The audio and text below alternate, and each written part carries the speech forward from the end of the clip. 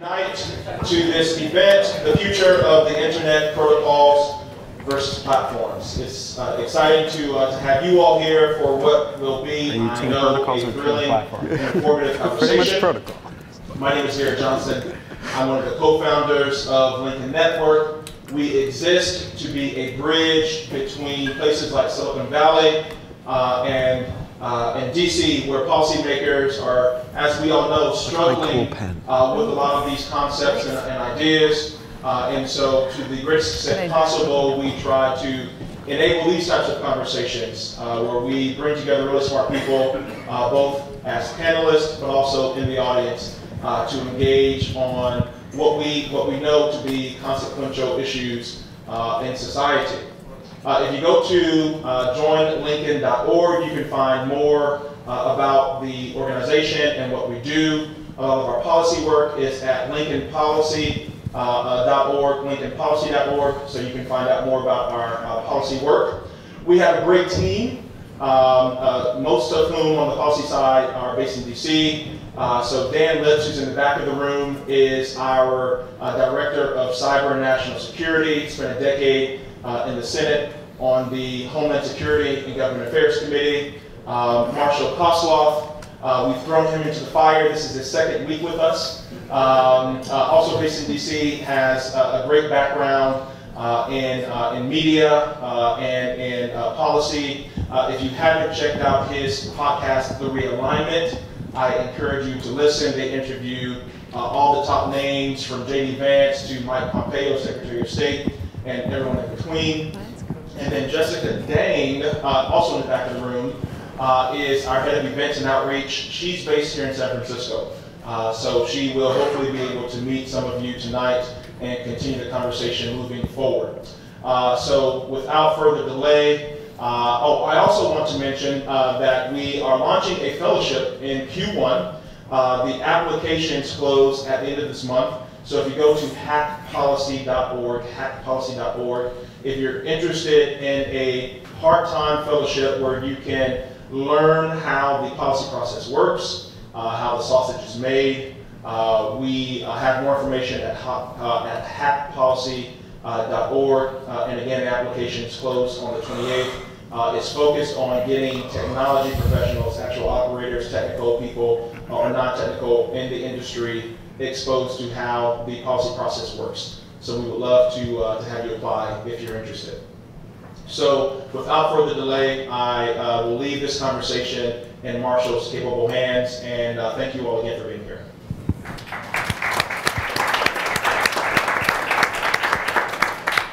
Well, thanks for coming, everyone. My name is Marshall Kosloff, our Director of Outreach and Media. It's not clear what that title means, so hopefully we figure that out tonight.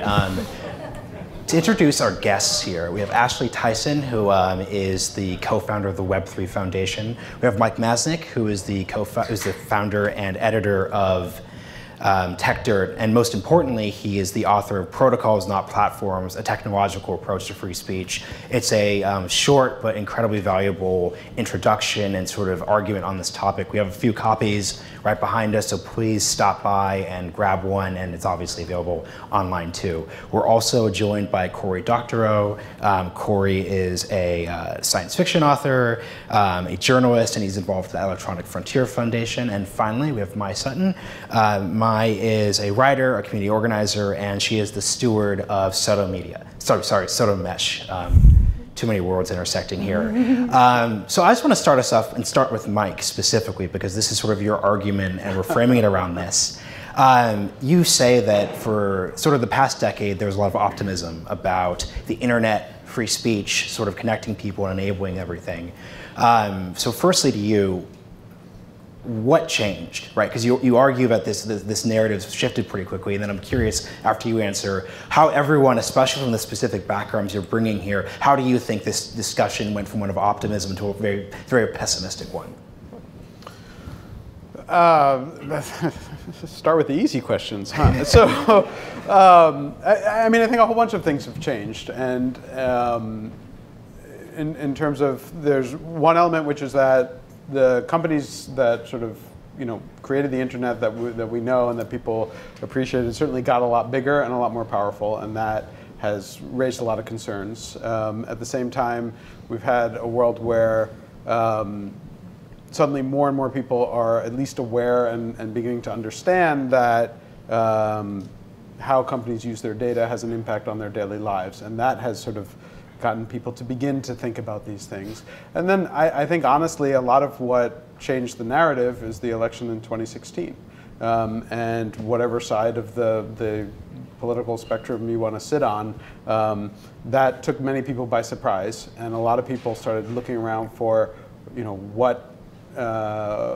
what created that result. And an easy target was some of the elements of large companies and social media in terms of like how they presented information. And so a sort of a combination of these things led to, I think, the general narrative shifting of one where social media and these companies were enabling speech and enabling people to connect, to one where maybe people are speaking too much and maybe people are connecting too much, and maybe that's a problem if some people don't like the results of that. Yeah. Ashley, what do you think? I have to turn this on. Hello. Can you? Oh, okay. So I started my career off working at one of these first social media agencies in New York City, and we were one of the first agencies to build like a Facebook app for brands, and that was really cool and innovative at the time. And we wanted to ask people for their information and their friends list and their birthdays so that we could send them really nice coupons and target some like specific offers that they would really like. So I thought that this was really exciting, and then as we started diving deeper and deeper into it, it exposed to me kind of like a world that I wasn't very comfortable with, and people started winning these awards for big data, and everyone was like, yeah, isn't it great? Like, we know everything about somebody and we can hyper-target this ad to them. So I started seeing from that perspective kind of like things that I really didn't like in the industry, and started exploring different methods in which we could kind of like escape that reality. And through a number of vehicles, eventually I ended up at the Web3 Foundation. And so we fund decentralized protocols that will hopefully prevent and circumvent that type of thing from happening. Maya and Cory, you could share a mic. Sorry. No, we're gonna share a mic here. Is it on? I turned it off, sorry. Is it on? No. Tap, tap. All right, here we go. Hi. So I think that the critics of tech and its boosters both indulge in the same sin, which is technological exceptionalism, right? So the technological exceptionalist account of why tech is a problem is that tech is uniquely terrible, that it has these unique characteristics. First of all, it's run by evil super geniuses. And second of all, it enjoys these mystical network effects that allow it to capture these huge shares of the market that prohibit new entrants from coming into the market. And that's how the entire internet has devolved into 5 giant websites filled with screenshots from the other 4. and I think that technological exceptionalism is a sin no matter who practices it. I think that tech had the great misfortune to be born at the same time that we were sunsetting antitrust and anti-monopoly laws. We have Ronald Reagan going out on the campaign trail the year the Apple II Plus hit stores, and really there's just never been anyone in the boardroom who lived through a brutal antitrust 20-year investigation of the likes that AT&T endured. And when it was tried with Microsoft, it kind of ended in ignominy. And as a result, we have tech companies whose alleged network effect growths, when you kind of scrutinize them, really look a lot more like just plain old trust creation, right? Companies that buy their major competitors, companies that buy up their nascent competitors and strangle them in the cradle so they can't grow to challenge them, companies that create vertical monopolies and aren't bound by the kind of structural separation that was once a commonplace when you had big firms. And as a result, tech has grown to have this enormous scale and thus this enormous salience. So this is the other part of the technological exceptionalism, that tech is either exceptionally wicked or requires these exceptional super geniuses. Because after all, if you're going to be in charge of the social lives of 2.5 billion people, you have to be an exceptional person. And my thesis is really that Mark Zuckerberg may be uniquely unsuited to being in charge of 2.5 billion people's social lives, but it's not like there's a successor waiting in the wings who we could put in charge of the social lives of 2.5 billion people. It may just be that what we need to do is restore that kind of pluralism and technological self-determination that allowed people to have policies set close to them by people who were attuned to their needs, who were also fearful that they might leave for a competitor. You know, Facebook lost 15 million 13 to 34-year-olds in 2018. It was the largest US exodus ever from Facebook, but they all ended up on Instagram. So when that happens, you can see why firms are no longer disciplined by the market. So it may be that tech enjoys some network effects. I mean, it's certain that it does, but tech was not the only industry to become concentrated. You know, we have 3 talent agencies in Hollywood. I live in Burbank, and the writers have been on strike for half a year now because all 3 talent agencies are owned by private equity funds that have started taking less money for their clients in exchange for packaging fees for the agents, right? They're shopping writers to 4 studios. It was 5 last year, now it's 4. And they're trying to get their material onto about 4 ISPs, which will shortly be about 3, right? Eyeglasses are down to 1 company. Luxottica in Italy owns every eyewear brand you've ever heard of. And pro wrestling is down to 1 company. And so if it's really that there's something exceptional about tech that makes it concentrate, what is it about pro wrestling that makes it concentrate? You know, perhaps tech exceptionalism is a sin. Perhaps the real problem is that we haven't told companies that they shouldn't buy their competitors, that they shouldn't merge with their competitors, and that they shouldn't corner vertical markets. All right. Yeah, to answer Marshall's question too about the shift from optimism to pessimism, I guess I'd say that I left Facebook in like 2012 or something after like having enough, right? And there was definitely, I think, a move. I mean, I would say that I was sort of part of the Occupy movement and at least nominally like part of that idealism that because of this total breakdown in like many systems, the financial system, the government, also technology, that like instead of thinking about this pessimistically, we should actually think about this optimistically. And that definitely led me to be very attracted to the distributed web, decentralized web, however you want to define that D in D-Web. In the optimism in that there can be these alternative infrastructure, there can be different ways of owning infrastructure that can be helped by technology. And we'll talk about that more later, but this idea that we can create new ways of people interacting with each other online by examining, again, how the internet is structured. And I think there's a really big opening there. And so, you know, obviously there's a lot of pessimism, but I guess I just sort of see Facebook, Google, a lot of these companies of being like a, you know, having been a ship on fire for like many years now. And so I've sort of gone beyond them and be like, well, actually there's like a lot of great opportunities to build something different. So Mike, my last sort of setup question here is, in the paper, you specifically use the word crisis. Or you say that the current situation is somewhat of a crisis. It's increasingly untenable for the companies that run these platforms and for the users. And I think something I'm skeptical about is the idea that there even is so much of a problem. I think your average Facebook user is probably dissatisfied. They're probably dissatisfied with tech, but everyone is dissatisfied with every single institution in our society. So I think my last sort of setup thing is sort of, in a world where everyone is skeptical of the media, skeptical of government, skeptical of tech, is the current average use case actually that bad?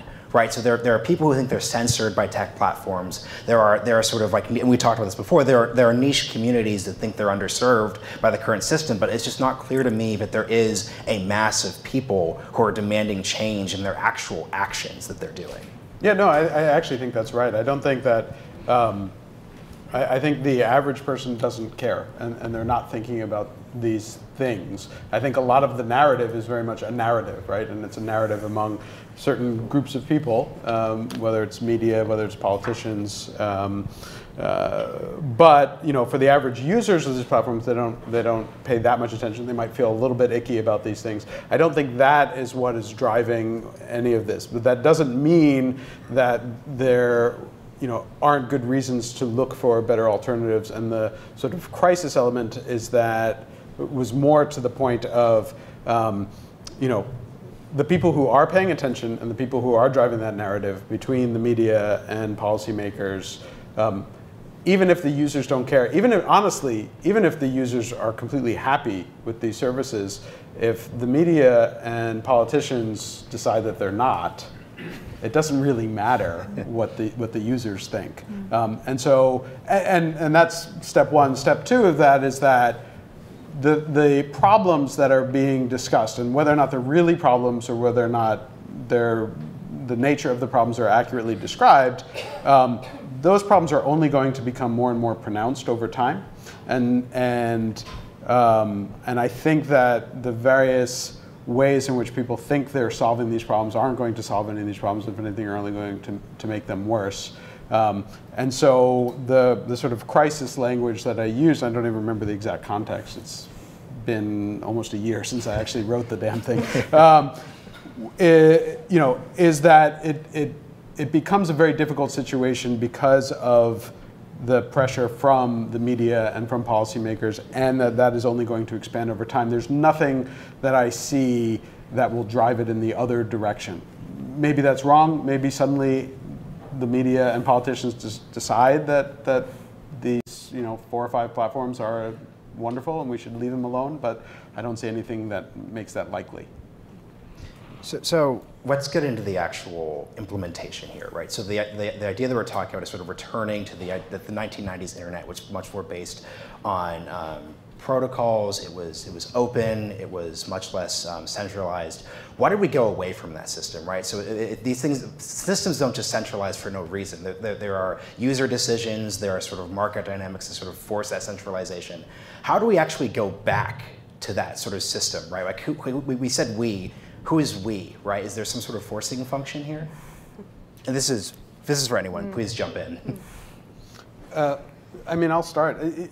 So there's a few different things. You asked a few different questions, and I think there are a few different answers to each of those questions, right? So to some extent, part of the reason why we went away from that was that building protocols is difficult, and keeping them updated is difficult.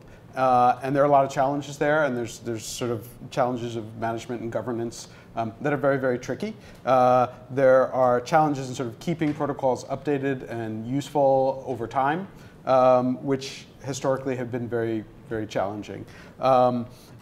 And then there's the challenges of the business model, right? So it wasn't paying anyone to keep some of these protocols. It was a labor of love in many, many cases. And that made it difficult. And then you had the incentive then was for platforms to come along, sort of centralize everything, control everything, but also control the ability to make profit, often huge, huge amounts of profit. And with them being able to focus on innovating on it, that certainly drove, they were able to innovate much faster, do much more, and enable much more in terms of just being generally user-friendly. That got a lot of attention. Now the question is, how do you start to move back to that? That's what a lot of the paper tries to describe, why things might be different this time. And some of it is that we begin to discover the problems, as we discussed in sort of the first round of questions, about the larger platforms that might make at least some people worry about these things. You have the fact that these platforms have gotten so large that what I originally said of the faster levels of innovation might start to peter out. Big companies are not necessarily famous for their ability to continually innovate. If you can start to bring in competitors in competitive situations, that allows for the competition to drive innovation. And frankly, there's the opportunity that this time around with protocols, you might be able to put in place an actual business model, whether that's cryptocurrency or other elements that enable people to work on protocols in a way that they don't have to own all of the data, they don't have to own all of the content and relationships, yet they can still actually make some money off of it. Maybe not the same types of monopoly profits of a large company, but still certainly can be quite well off. Yeah, Ashley? I actually am super curious, and I don't know if you have the answer, Mike, because I don't know. Jack Dorsey cited your paper when he talked about decentralizing Twitter. So I'm actually still really curious how that use case plays out, and perhaps you don't have the exact answers here. Well, okay, so I'm not Jack Dorsey, right? I certainly cannot speak for Jack Dorsey. So Jack citing the paper was interesting too, right? So part of the paper was written obviously before he cited it, and part of it was to try and hopefully convince some people at these companies that this was a direction that they could take. So this gets back to the earlier question of the users. The users are not going to switch on their own for the most part. If you look, as Cory said, a lot of people have left Facebook, but they went to Instagram, right? Lots of people have built sort of protocol-based solutions. Every day, somebody's reaching out to me saying, I did this already. And I say, how many people are using it? And the answer is not very many, right? And so, part of what was, what this was designed to lay out was a reason why companies might want to move in this direction to avoid some of the potential fights that they were going to have with politicians and the media over time. And the idea that a company like Twitter might decide to move in this direction is very interesting and potentially very powerful because it brings the users. Whereas just building it and hoping that they will come has not proven to work. And unless there's some sort of big reason that drives people from one of these platforms to a protocol, it's going to be very difficult to do that. So if one of these platforms, like a Twitter, comes in and says, hey, we're going to just take all these however many hundreds of millions of people and put them onto this protocol and open this up, that's very powerful in terms of just accelerating the process by which this might occur.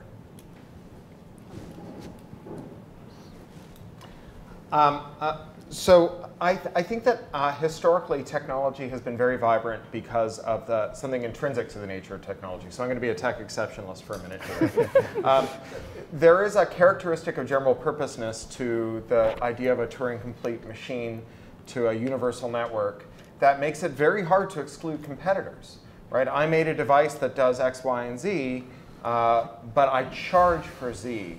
Well, I've made a device that does Z for free, and I plug it into your device that does X and Y, right? And in a world of universal computers, that's a very hard thing to exclude, whether we're talking about VT codes being replicated by competitors, whether we're talking about Phoenix Computing cloning the IBM PC ROMs, whether we're talking about the alt hierarchy being grafted onto Usenet and circumventing the backbone cabal who said that the internet couldn't have anything about sex or drugs on it and immediately overtaking the alt hierarchy, overtakes all of Usenet, becomes the dominant form of our communication. Whether it's Apple reverse engineering the iWork suite and creating, or the Office suite and creating iWork and creating a whole interoperable set of products that Microsoft couldn't exclude and that could work hand in hand and rescued Mac OS from being excluded from the enterprise.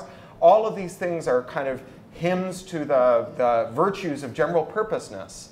But the fact that the IT industry as we understand it today, or the tech industry as we understand it today, grows up in the absence of these monopoly controls means that the firms do have a first mover advantage. That first mover advantage is that they get rich enough fast enough to buy laws that allow them to pull up the ladder behind them.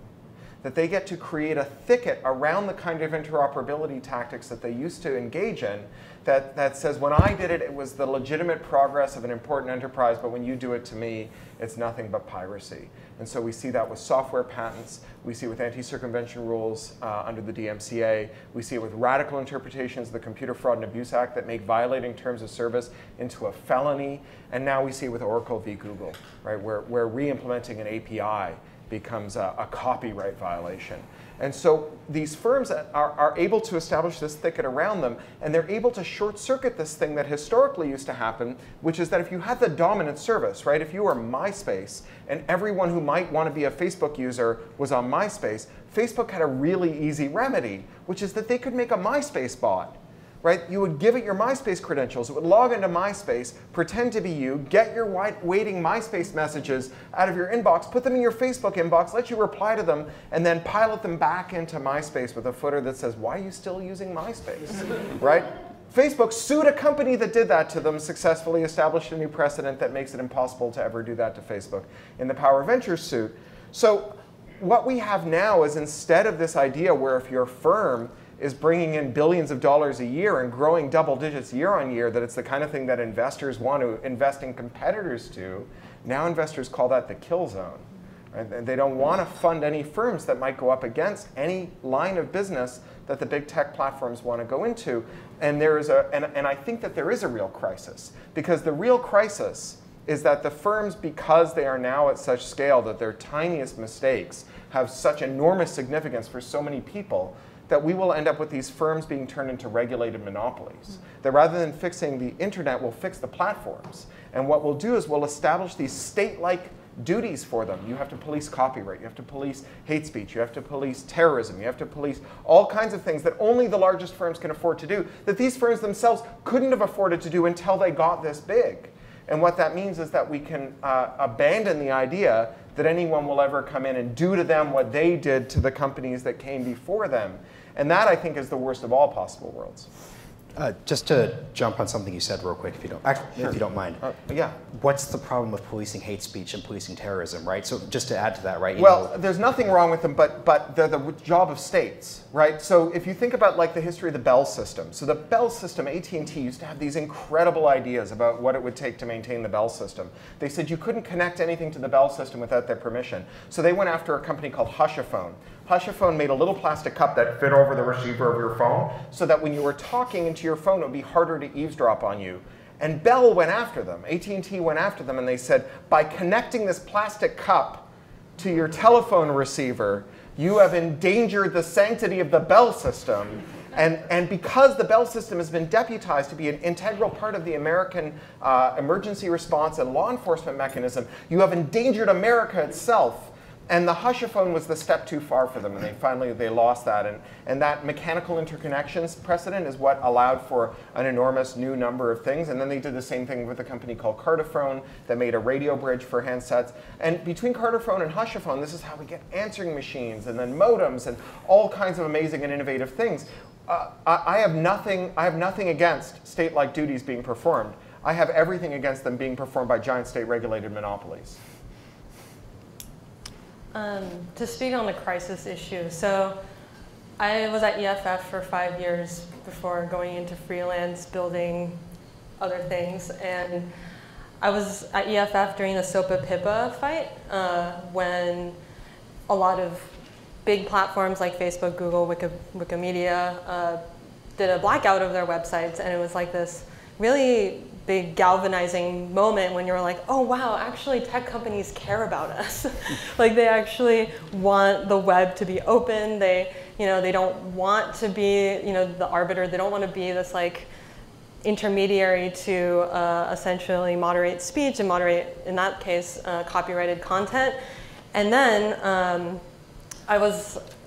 my role at EFF was doing trade policy and specifically intellectual property policy in international areas. And so what I saw after that was very disillusioning, to say the least, which was essentially they were opposing any SOPA-PIPA policies, so any expansion of the Digital Millennium Copyright Act, but they were totally okay with the DMCA being expanded to other countries around the world, so that the kinds of things that they were already doing in the United States, like doing takedowns for content, DRM rules, things like that, they were totally okay with that being implemented in other countries because they were already doing it in the United States, which meant that all of these new startups, all of these potentially very innovative things from other countries, mostly developing countries, were being choked off. And no matter how many times we said that that would happen, they didn't care. And so I think the last 10 or so years, we've seen obviously a big shift from don't do evil to we are going to be the internet. From everything from Facebook doing zero rating to becoming zero rating, meaning Facebook's policy of becoming the platform that many millions of people in India and, for example, Brazil, before they banned it, see Facebook. So their understanding of the internet is Facebook, right? So in that environment, it's really important for us to shift towards this idea of interoperability. As someone mentioned, I think it was Mike mentioning, there are all of these protocols now, though. Like, what was interesting in Jack Dorsey's Twitter thread was that it didn't mention anything about this protocol, this actually the social media protocol, federated one called ActivityPub, which is what Mastodon is based upon. And it actually went through the whole process of becoming a standard at the W3C, the World Wide Web Consortium, and went through the whole process of having multi-stakeholder dialogue, looking at it, how many other platforms could implement this. It's totally open. It's totally allows other entrants to be on top of ActivityPub, and yet they didn't mention it. Twitter didn't mention it. So I think it's not a question of whether we need a new protocol. I think it's really a question of we should look at what we have. It's not about building new technologies. It's about what do we have in terms of the resources, the money resources we have in technology, the brain power that we have in technology, and think about other organizations maybe the W3C isn't the best organization to create a new standard, but there needs to be something where people talk to each other and decide that something works for the internet. It is a type of public infrastructure, and if we want to have other businesses be able to thrive on it, like public streets enable people to walk to different businesses, then we need to have some openness in terms of how we decide these things. And something that struck me with Jack Dorsey's tweets again is the thing he was describing sounded awfully like a standards body. He was well, we'd have 5 people who are experts, and we're gonna have them decide how we're gonna move forward, whether we adopt one that already exists or make one from scratch. And we are going to we're going to build a community of stakeholders, including nonprofit organizations, academics, policymakers, etc. And I think there's constantly this thing in technology where it's we just keep recreating the thing, and it's actually well, actually the thing already exists. Yeah, I'll stop there for now. I have a question about that, and I think it touches a little bit about your question about, do people even care? And your statement that, well, it might not be people that care, right? It might not be the users, but it might be the media and the regulators, right? So it seems like the issue with a Mastodon and with a lot of these protocols that a lot of us probably in this room are building is that there's just not adoption of them. And so Twitter actually creates a method for bringing their network effects to a decentralized protocol. So I guess my question that I struggle with in my space is how do we get kind of these non-niche communities to care? I mean, I've been censored. Companies that I've worked with have been censored before, so it's personally very important to me, but I certainly understand that outside of this room, it might not be a big consideration to a lot of people.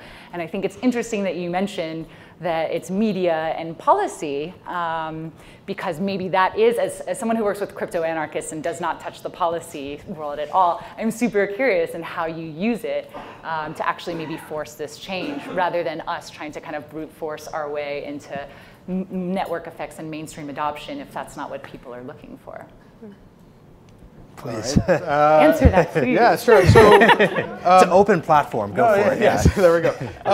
No, it's an interesting question. It's one that's come up, and I've had a few people sort of approach me after having written the paper and saying oh, okay, so the answer is just have the government enforce protocols or something, or require Facebook to become a protocol, and it's that's not going to work for a whole wide variety of reasons. And I think the much more interesting things are a bunch of things that Cory was talking about before, where you look at everything that is in the law right now that is preventing that from happening. And I think there are a bunch of existing laws, whether the DMCA, the 1201 part of the DMCA, which Cory does a lot of work on, which is all the anti-circumvention stuff, which basically is allowing people to block stuff. The CFAA, which was the Power Ventures case, where Facebook was able to block Power Ventures from letting people give power. For people who don't know, I don't know how many people, Power was this website that their idea was you could give your credentials for Facebook and for other social media, and they would build sort of a meta social network where you could suck in your data from different things. Facebook sued them, so they were violating terms of service, even though the users were giving their permission and their credentials. But they lost because they said it was a CFAA violation. So I think, fix the CFAA, fix 12.1, fix all of these aspects of the law, including the Oracle-Google case now, which is actually hugely important to this, which is having to do with APIs, which gets into interoperability as well, and whether or not you can implement somebody else's API and sort of build compatibility and interoperability into different things. If the Supreme Court upholds the existing ruling, that hearing is coming in a month, that would be very, very dangerous. And I think so on the policy side, rather than like mandating this, which I think is like the, sort of the, I was going to say something very insulting. I'm not going to do that. Please go for it. I mean, it's like, if you don't look at all the reasons why these things happened originally, and you just say like, okay, this is an interesting idea. Like, how do we push that forward? And you just say, do that. And that ignores all the structural problems that created this mess in the first place. That's going to just create more messes. Looking back as to why we created this world, why we have this world where there isn't the sort of, the adversarial interoperability, which is, what Cory's been talking about, and looking at all of these structural things and the fact that these companies, as Cory said, these companies that used all these things to build up their base now and to build up their users now, and they're sort of pulling up the ladder behind them, that's a problem. Figure out why that happened and deal with those issues and reverse those issues. And I think that would be super helpful in terms of on the policy side, in terms of driving more interoperability. If you can allow someone to go in and say, like, if I give permission for some third-party company to go in and pull out all of my Facebook data, that should be allowed. That should be good. That could enable third parties to step up and say, I'm going to create a competitor to Facebook, and I don't have to worry about having to recreate the wheel from scratch. So I am very skeptical of the claim that people are generally happy with these services. I hear it a lot when I talk about right to repair in Apple. So Apple led the coalitions that killed 20 right to repair bills at the state level 2 years ago and continues to campaign against it. And I often hear from people who say, but Apple owners are happy to have their phones repaired by Apple service depots. Well, it's not like there are people who own Samsung phones who are trying to get their iPhones fixed at third-party service depots. Like, by definition, the people who want to use third-party service depots to get Apple repairs are Apple customers. And so, the idea that Facebook has users and not hostages is belied by the fact that they argue for laws that makes it legal for them to have hostages. If it were the case that they never need fear their users leave because they were all content with the status quo, then we could just dispense with the great thicket that they've erected around their business to stop competitors from tempting their users to walk away from Facebook, but not all at once, right? Not in this way that no one has ever left any kind of technology or community in the history of the universe, right? People don't just make clean breaks. My grandmother, the Soviet refugee, did not never speak to her mother in Leningrad again. She called her on the reg, right? Because even when you've left, you still have a connection back to the place that you were. People who used iWork Suite may have saved their own documents as Pages documents, but they still needed to look at Word documents. And the idea that the only problem is that people don't understand that the decentralized web is better than the centralized web, and they won't abandon all of their friends to go use this better protocol, I don't think it's the right frame. I think the right frame is that we should let those people use it. And I don't think that it's necessarily the case that we don't need some mandates about how firms conduct themselves. We might need a federal privacy law with some real teeth. We might need other rules that govern the firm's conduct in respect of their users. But those rules should be the floor on interoperability and user rights. They should be the minimum that every firm should do. And the maximum should be that we withdraw from them the legal right to decide who can compete with you and how. And instead say, look, Facebook, you've got a building full of engineers. If you think you can stop someone from logging into your service and letting your users get their own data out, then your nerds can compete with their nerds to see if they can make it happen. And they can do just what Mint did. Mint was the company that used to scrape your finance data. And whenever a bank would block them, they would like tell their users, we can't get your Citibank data because this lawyer at Citibank sent us a threatening letter. Here's his phone number, right? And then, you know, miraculously, Citibank would unblock Mint, right? They can play whatever game they want. You can go head to head that way. You can compete. And I think the way that you do it without enabling a million new Cambridge Analyticas is you create an interoperator's defense. And the way you, and that interoperator's defense could be like 3 sentences, right? Notwithstanding any other statute, it is always lawful and never an offense to allow a bona fide user of a service to access, to add more legitimate features to that service for a legitimate purpose, And yes, judges are still gonna have to ask themselves, who is bona fide? What is a legitimate use? But they don't have to, they get to ask that important question, as opposed to being stopped at the question like, did you violate the terms of service? I mean, who among us has not violated terms of service? I'm violating terms of service right now, right? And instead they get to ask the interesting question, is there a public policy interest being served by this competitor, allowing a user to get more data out of their service, allowing a user to connect to their service? And that, I think, makes for a very clean and easy solution that doesn't involve reforming 25 statutes, because as we've seen with the Oracle case, you know, they can backform new anti-adversarial interoperability theories out of any statute, right? I mean, we see it with GDPR. We see it with every statute that there are that big monopolists find ways to distort them, to turn them into anti-competitive moats. So instead what we just do is we legalize competition instead of making sure that none of our laws criminalize competition. Okay. I'm going to jump in. We're going to do questions in like 50. So I'm actually going to speak like right 15 now. minutes. Yeah. Oh man, I totally lost my thought. It's okay. Take your time. So what was I going to say? Oh yeah, so I don't want to give too much credence to Peter Thiel, but he is on the board member of Facebook, and he calls competition is for losers. And I think, you know, he's very outspoken, and I just don't know how many investors feel that way, and I don't know how many big companies feel that way. You know, it's like we can talk about how great competition is, but at the end of the day, there are these people who have an immense amount of power, and I don't think they want to give it away. I think they, you know, I don't want to demonize them. I think they feel a lot of responsibility and think that they can do the right thing. So, you know, I came, you know, through my years at EFF, I pretty much got pretty disillusioned by the ability to rely on tech companies or even like the tech industry in a lot of ways to try and make laws better, even from the lens of competition, just because like things just kept getting worse and walled gardens kept, you know, building their walls higher. These laws just kept getting worse. And no matter how many times we talked about these public impacts, lawmakers weren't listening.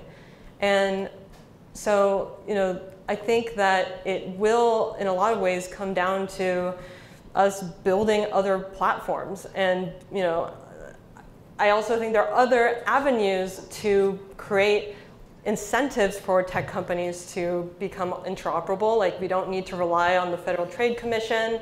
We don't need to, as public knowledge, an organization in DC says, create an entire new organization to oversee some sort of interoperability law. There are things like tax incentives. Maybe you can like have huge tax incentives, not that they don't pay any taxes already, but have tax incentives for them to create interoperability. You know, there's other ways to do it. But I think a large part of it is, as an organizer, people power, demanding, not just demanding, but building alternatives, putting our weight and our energy towards infrastructure that is not Facebook, that is not Instagram, there's not these things that just capture our data and our attention. And even though I think there is a lot of like, you know, sort of impatience with distributed web products, there's still a really passionate community of people who are building them. I was the associate producer last year of Decentralized Web Camp with the Internet Archive, and we had a lot of folks coming from various organizations and companies that were building these decentralized tools. And it's not like even Facebook, became $1 billion company overnight. There's a lot of sort of slow growth that happens. And I think that, in my opinion, like fighting for competition is not something that really gets a lot of like the layperson excited. What gets people excited is like, oh, like it would be so cool if I could have Twitter and the person running Twitter, like I'm talking about Mastodon, is my neighbor or is like my, I don't know, my minister. But like there's different ways to build trust into the networks that we have. And I think these federated ways, these peer-to-peer ways, these ways that there's so many protocols out there already. We know that it works technologically. It's how we organize money, how we organize the people around them that really, I think, will get the energy around it to actually create alternatives. And I'm not saying that state policies couldn't help. Investments really could help as well. I also work at the Oakland Public Library, and often I work at one of the libraries built by Andrew Carnegie over 100 years ago. He gave 90% of his wealth away to build the public library system in the United States. And that's the kind of bravery we need from investors too. People who are willing to take risks to build public infrastructure. And the internet has to be that. It's not like we can't rely on lawmakers who sadly are very much captured by tech companies, by the lobbyists, not to mention the revolving door with all of these agencies. And I really think that there's other ways to create better alternatives. Yeah, so that's a good pivot into sort of our last section, which really has to do with the way this alternative world would look like. So obviously it's not quite going to be the 1990s, but what are the different ways that from each of y'all's perspectives you really see the internet evolving, monetization, what is that going to look like in a world where protocols are dominant or at least more prevalent in terms of the general ecosystem?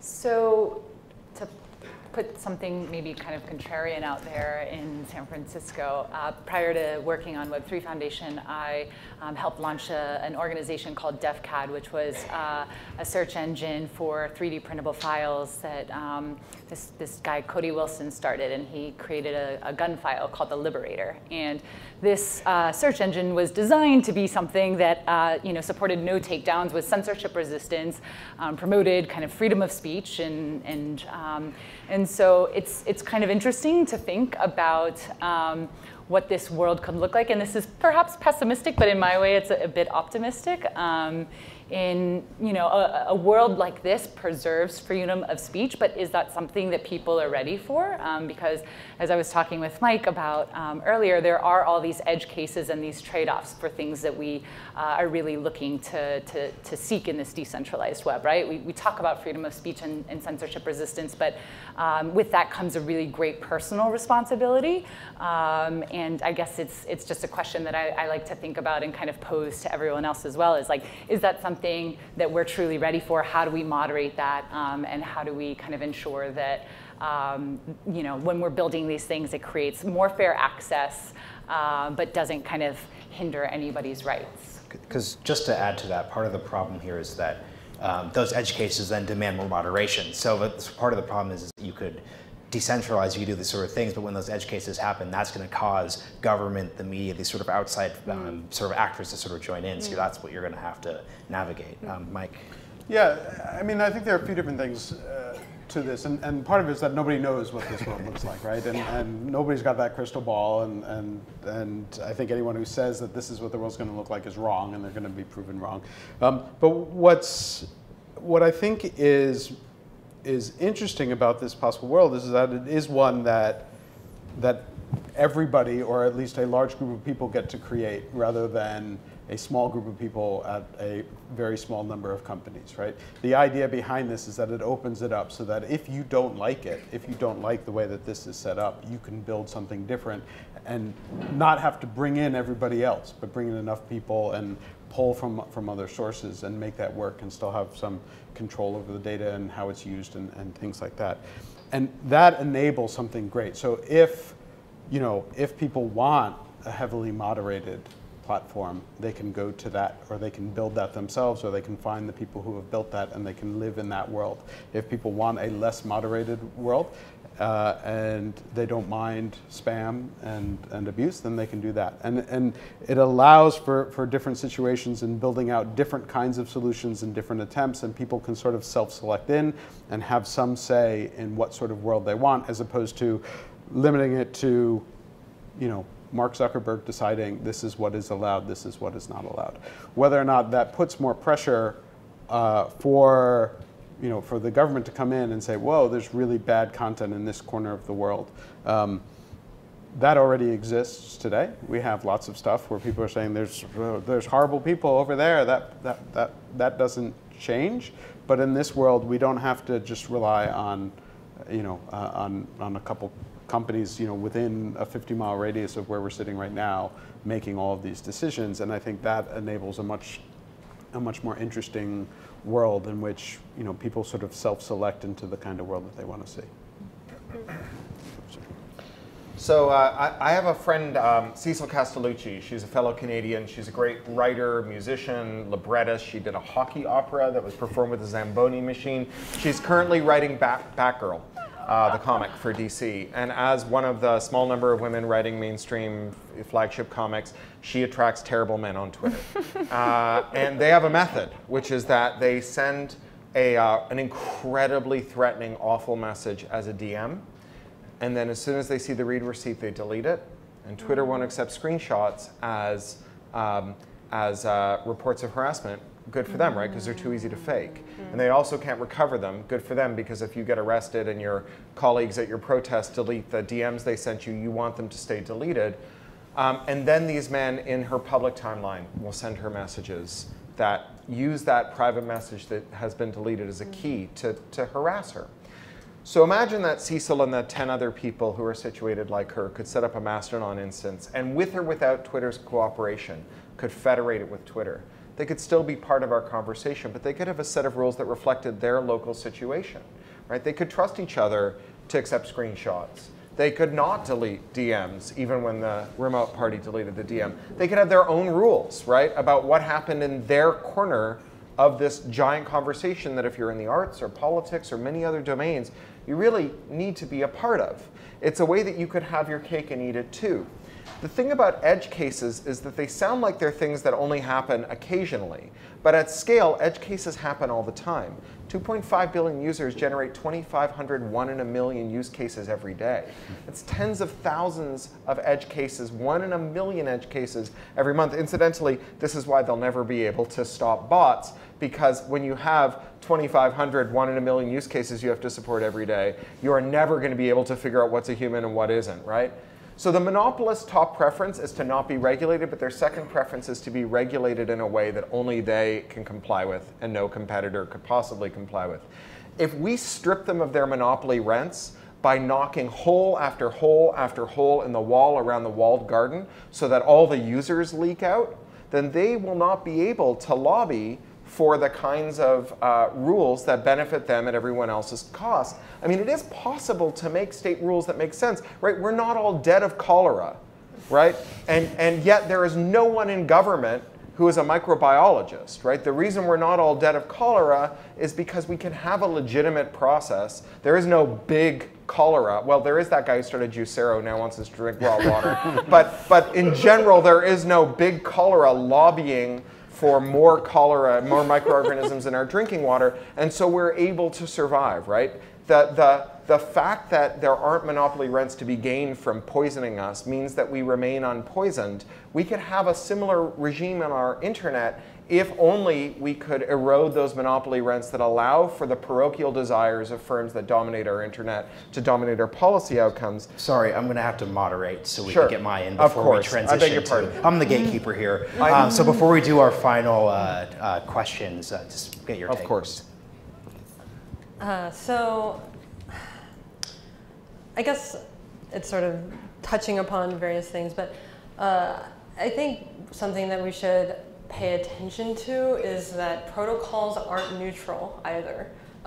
So it's like, I haven't delved into the protocol or the standard now of ActivityPub, but there's certainly design decisions that are made with each protocol that exists. And there's someone here, Jay Graber, who did a really great piece comparing different kinds of decentralized social networks and the different trade-offs that you have to make and different kinds of ways that you have decentralization, which is like how ephemeral is the content, how do you, is it invite only, is it gossip based? And there's different ways in which the protocol itself actually predetermines various design decisions for the platforms.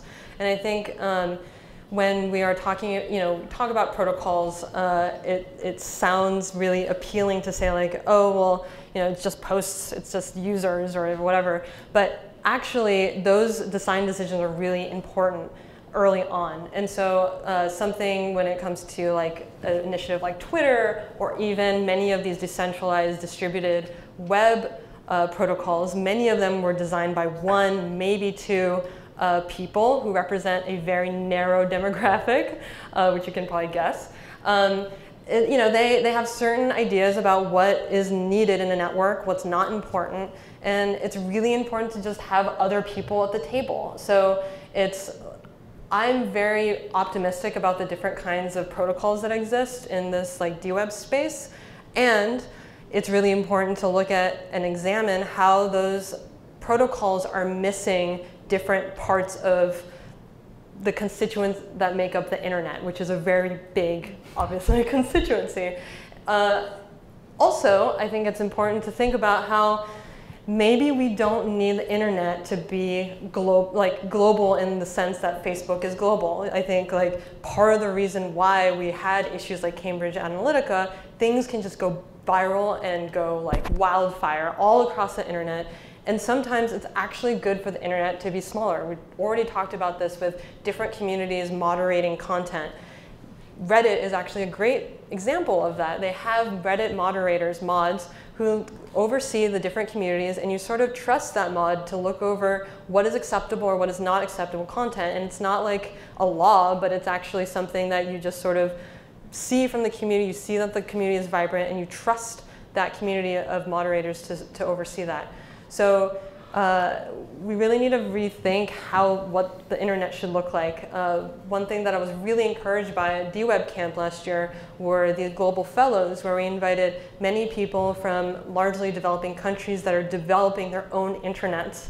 They're developing internets where it's not like an app where you can connect to it and you have posts, but there are people who just do not, have never touched a phone, can't, just don't have the capacity right now, maybe later, to understand or to learn how to use a smartphone, or it's very costly. And so they have like a payphone internet where they record stories or they record knowledge, and then the community can just decide these stories. It's sort of like a podcast, I guess, but it's just like very grassroots and it's very locally based.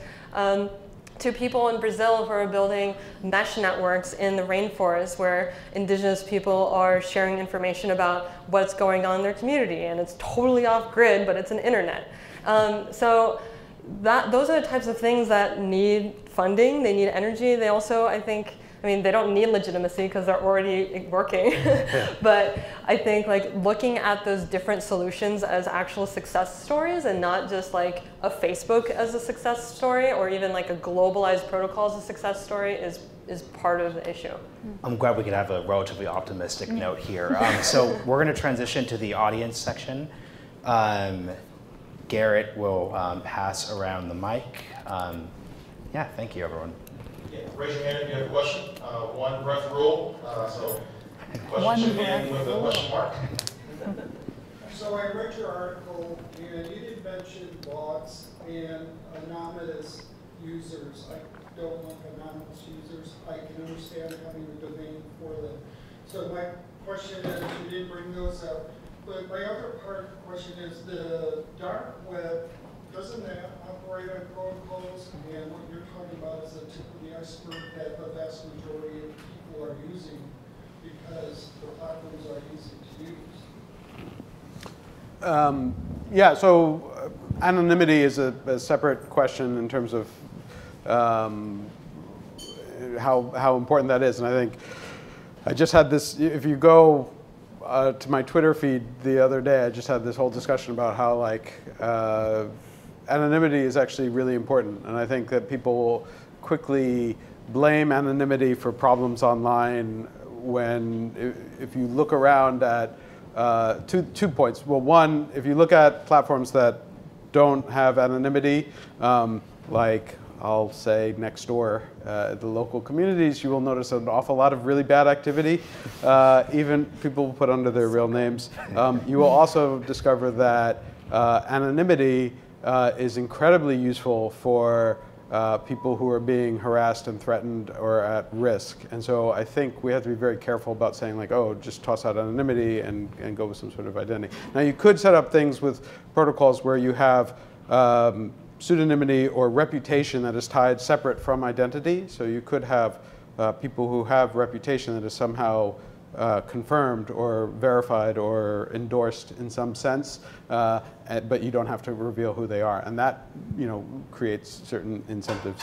The other question about like the dark web and that's existence, I'm not entirely sure what the question is. I mean, that exists, and there are protocols there that and services Tor obviously that makes that happen, but they usually show an iceberg, and the tip of the iceberg that's above the surface is Amazon, Twitter, Facebook, but below it they classify sure. Oh, so there's that's the deep web. The deep web as opposed to the dark web. So basically saying that like everyone talks about the big. You're saying everyone talks about the big platforms that everybody talks about. There are billions of other websites out there that lots of people use in all different ways.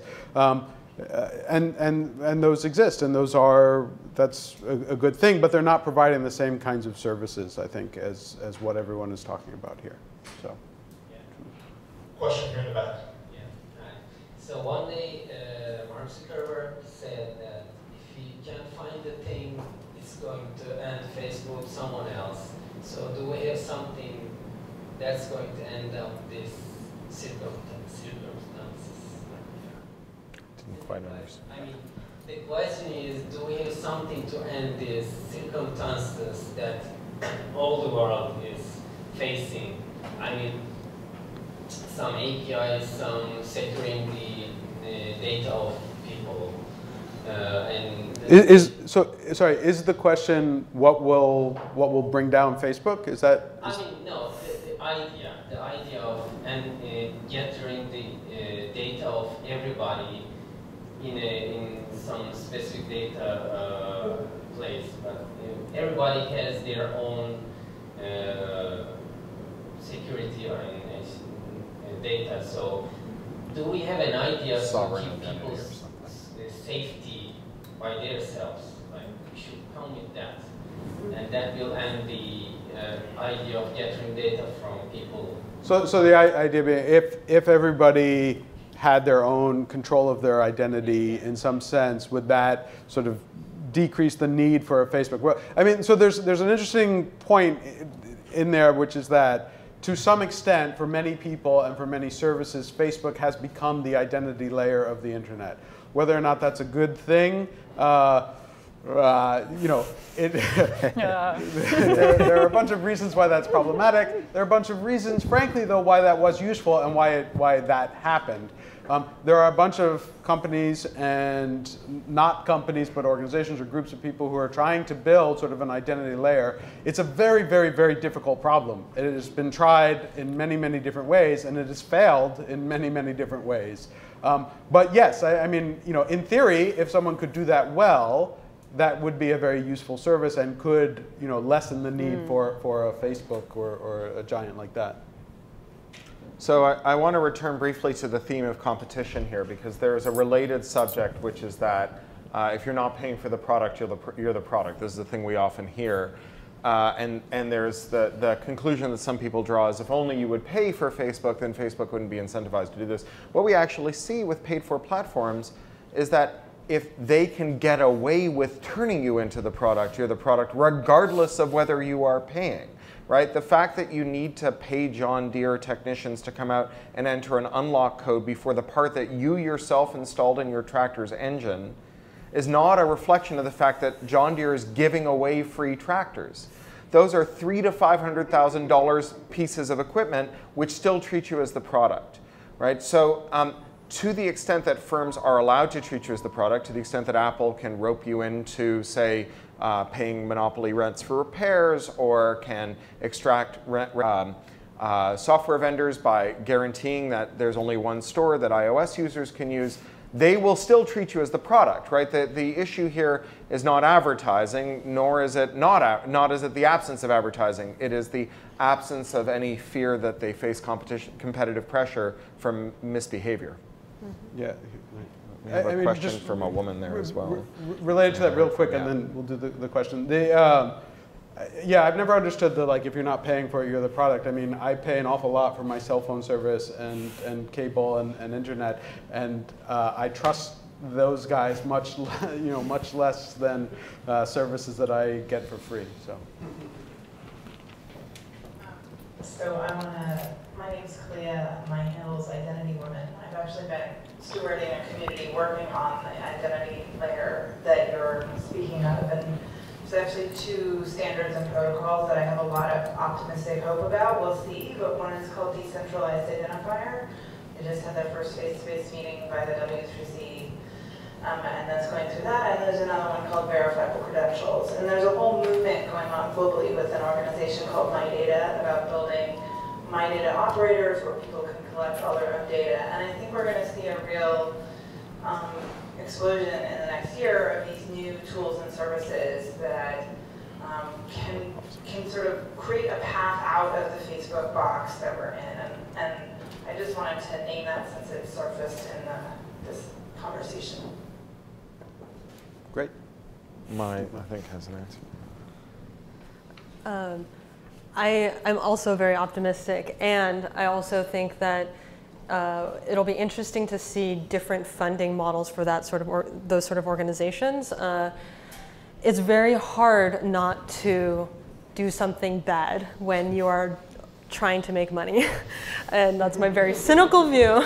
But if that is literally the only thing that is written in your bylaws, if your motivation is to your motivation is to build something cool, and to give back the investment of these of venture capitalists or anybody who's given you money in the past and making more value so that the people who gave you money make more money off of you, it's very hard to not compromise your values. And so I think it's equally important to really think about who these organizations are getting money from, how these organizations are organized themselves. Are they treating their workers well? Are they treating their users well in the beginning?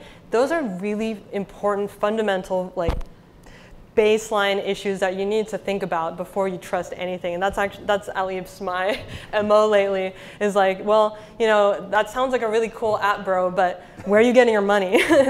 and how are you organizing yourself? Are you making 20 times more than another employee, maybe one that is a woman or a person of color? Those are things that are really important to think about. And that's, I think, as much of a conversation about the internet infrastructure as any of these technologies. Hi. I had a question about whether or not protocols are actually the right answer. This is bringing up Marlon Spike's argument about Signal, which, for those who aren't familiar with Signal, is an open source encrypted messaging app that has become quite popular and also drove the adoption of encryption across WhatsApp, also bringing strong encryption to more people than possibly any other service in the streaming community. But his argument is that federated services don't work because when you centralize something, you can move much faster. And then also his motivation also comes from the fact he's got some money, but he's not got a profit motive. Right? So there's a little bit to, I think, what Mai's talking about alternate funding So I just want to see like what you all think about Moxie's argument against federated protocols. Yeah, and Moxie had this blog post that gets thrown at me somewhat frequently, and I've taken to throwing it back to people when people ask what are the challenges to this approach. I will point them to Moxie's. Yeah, it's a very well written, very thoughtful blog post about the difficulties of protocols, and it's really a governance question that he's pointing out, and it's worth reading and worth thinking about. This approach that I talk about is not, it's not easy, and I'm not saying that it is like this, Panacea. hey, yes, panacea, that's the word I was thinking of. That it just, solves all problems, and you just follow this, and it's, it lays it all out there. One of the things that's happened since this paper came out, and certainly since Jack mentioned it, is that, I've been having conversation after conversation about what does this look like? How would this actually happen? And I'll go down a path, and I'll have brainstorming conversation after brainstorming conversation, and every one of them goes in the same way, where it's like, well, okay, if you focus on identity as like a key, what would that look like? And you go down this path, and then all of a sudden you say, well, there's a little problem here. Okay, well, let's try. What if we focus on like data storage and data bank, where someone can host their own data, and then you go down this path and you say, oh, well, there's a problem. Every one of these approaches has certain problems. That doesn't mean they're not solvable, but there are challenges involved with each one. And I think what Moxie's piece highlights is that there is a challenge specifically in just the governance and speed and innovation. There are, I think, solutions to that. And there are approaches that you can deal with that, and one of them, being completely cognizant of the points that Mai was raising about how money can become corrupting and damaging. It's also an incentive structure, and if it's structured well, and you can create, incentive structures that keep competition there and keep incentives to prevent bad behavior and that incentivize good behavior, and there are ways to set that up, you might also be able to deal with a bunch of the problems that he discusses in terms of being able to actually fund a protocol that you can continually update and innovate on it. And I will note that part of the reason why Moxie is able to build his thing is he has a whole bunch of money right now which came from Facebook, not directly, but there are reasons why these things happen. But I think that I think the problem of Moxie's thesis is that it works very well, but it fails very badly, right? Benevolent dictatorships are great, but Dunning-Kruger is an equal opportunity pathology, right? And the idea that Moxie will never make a mistake, or this is a guy who sails single-person sailboats around the world. The idea that Moxie will never drown and be succeeded by a monster is, I think, not a thing that we should be trusting significant parts of internet infrastructure to, right? God emperors are terrific if they're infallible, but fallibility is a universal human foible, right? This is why we don't just say, well, Mr. Watson, you did discover or steal the structure of the double helix, therefore we'll believe you when you talk about eugenics. We say, well, Mr. Watson, you earned that Nobel Prize for the structure of the double helix. Now let's subject your eugenics theories to the same scrutiny that we subjected the rest of it to, right? And so we don't know what Moxie is going to do. I think he's a swell person in my experience. He's a great guy, but Silicon Valley was founded by Shockley after he got the Nobel Prize for discovering the silicon basis for transistors. It's why it's now called gallium arsenide Valley. Shockley became a rampant conspiracist who spent his Nobel Prize money paying people to get sterilized because he was a eugenicist, right? And the fact that you're really good at something doesn't mean that you're always going to be good at it or that you're good at everything.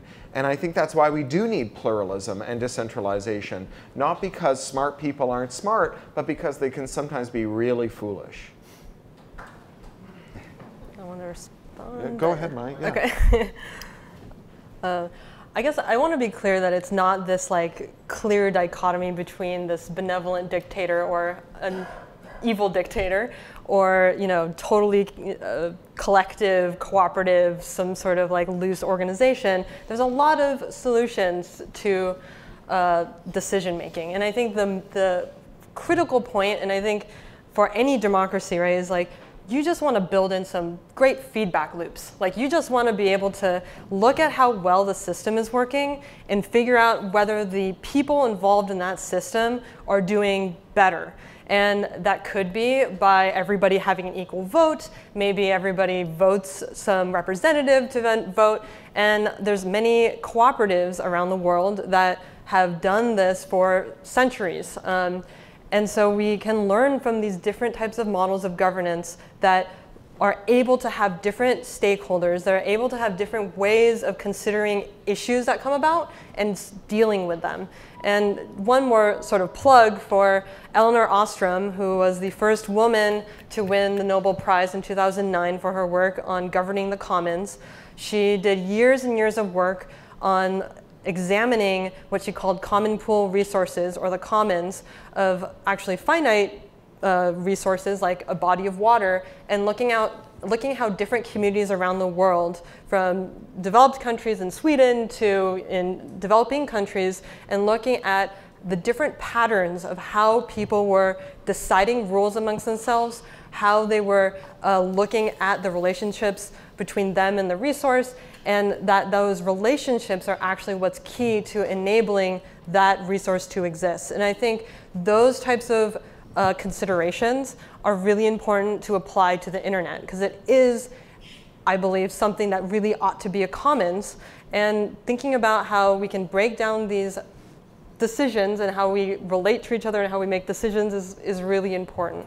And part of that is the ability for, you know, if a group is or an individual is making bad or dangerous decisions, the ability to move and leave and make different choices, right? Which is part of why it's important to have the different options that we're talking about. We're aware of structure here. This side has not asked a question. Is there anyone? We got one over there, but oh, there's one right there. Okay, we've got time for one more question. Better be amazing. no pressure.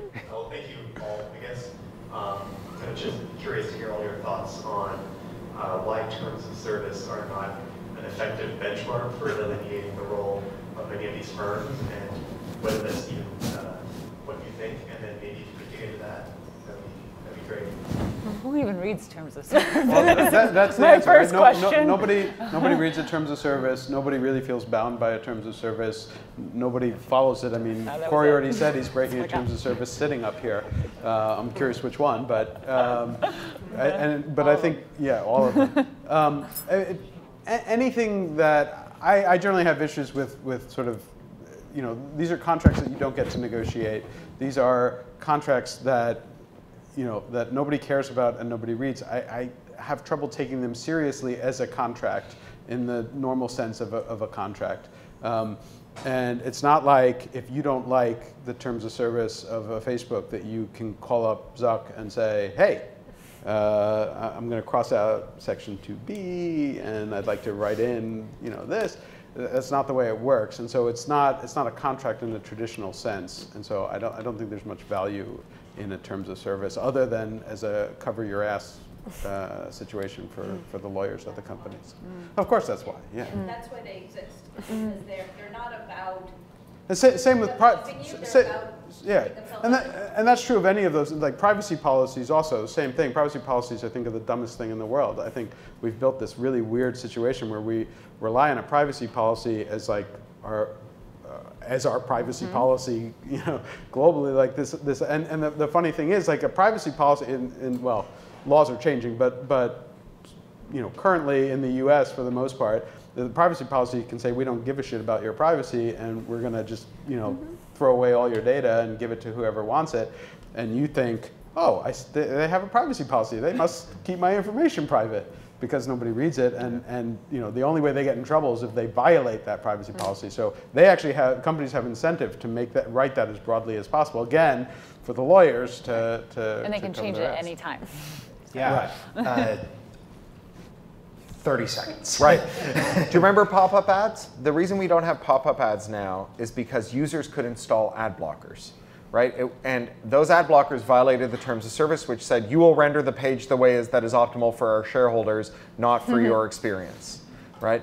if we allow firms to dictate one-sided terms of service to users, then users don't get to push back in a way that establishes an equilibrium between the profit motive of the firm and the preferences of customers. Instead, what you end up with is these take it or leave it garbage deals where you have 20,000 words of sprawling legalese that say, by being dumb enough to be my customer, you agree that that I'm allowed to come over to your house and punch your grandmother and wear your underwear and make long distance calls and eat all the food in your fridge, right?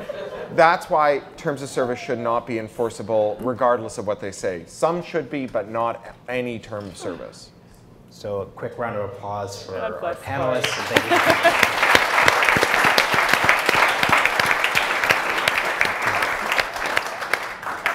Thank you for being here tonight for stimulating conversation. Again, you can go to lincolnpolicy.org to find this recording and more information about our work. Thank you for being here. Get home safely.